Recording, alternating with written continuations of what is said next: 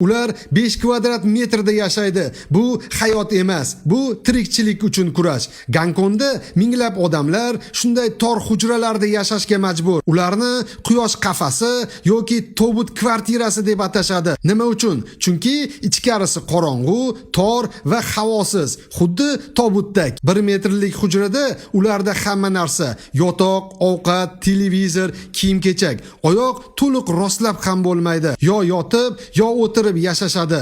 Hojatxona va dush esa umumiy. Butun qavatga bitta va ko'pincha juda yomon ahvolda. Bu odamlar jinoyatchi emas, lekin turmadagidek yashashadi va bunga oyiga taxminan $300 to'lashadi. Asosan yolg'iz qariyalar yoki boshqa joyi yo'q kambag'allar. Ba'zi binolarda yuzlab shunday hujralar bir-birining ustiga joylashgan, xuddi asal ari iniga o'xshab. Yozda issiqqa, qishda sovuqqa chidamaydi. Agar kichik oynalar yoki balkon bo'lsa, o'zlarini baxtiyor his qiladi. Lekin ko'pchiligi depressiya, og'ir kasallik va yolg'izlikdan aziyat chekadi.